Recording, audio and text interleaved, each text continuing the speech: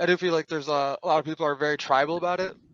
I mean, I came into crypto for NFTs. Like I had no interest in cryptocurrency up until probably January this year. I stumbled onto like some NFT stuff on there, and I'm like, wait a minute, you're gonna tell me that I stop playing this game and I can go like sell my stuff to somebody else? And like that's not illegal. I gotta like skirt around like laws and regulations and EULAs and stuff. And then from there, I was curious and fell down the rabbit hole a little bit and came across async art, and that just absolutely blew my mind, and I have not looked back since. But I do think, as someone who like just got into it for NFTs, that maybe not totally hiding, but like abstracting the blockchain a little bit would be very beneficial. Like Arcane Wallet lets you do an email, and then Taurus Wallet has a bunch of single sign-on options.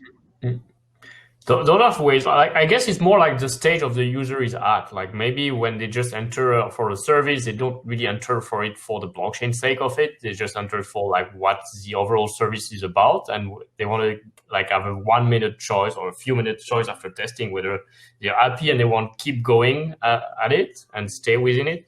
So like the moment you should prompt for, hey, now you need a wallet to do this or that, can be pushed further once the user is actually more convinced by the value proposition and want to retain, and is more likely to retain in the product. So I do believe it's the right approach. At least it's less frontal in terms of like the funnel and the churn than, hey, you need a wallet to log in or you see nothing about us. But that can divide and that can be discussed. Yeah, I just want to say, like, most of the games today requires email and the password to log in.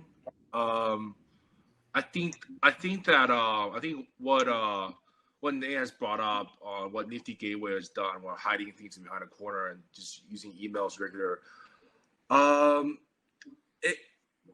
it's a difficult decision, I have to say, because what kind of users you want to condition to be them to be.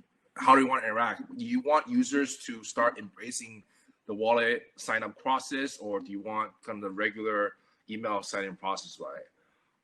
And this brings into mind of CryptoKitties, what they've done. So they did both routes of allowing people to sign in with emails and allowing people to sign in just pure wallet. Right? I think that offers the option for privacy. And with that in mind, I think that we shall see how the market decides on which one is more preferred in the near future.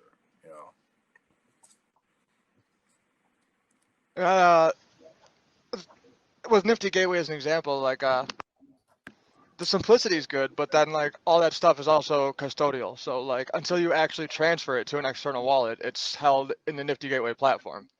Well, to me, what's interesting, so what was it? People, I remember there was a time where everyone started getting up in arms with wash trading, right? There was like a big, like, oh my God, you can see all these transactions. They're going back and forth. People are having an uproad. Wash trading is wash trading, but what's really interesting about these markets on OpenSea or Rarible and these other groups is we can see that stuff on chain. This is the new revolution that is blockchain, that we can say, here's a thing for auction. Here's how many exist. Here's how many people own it.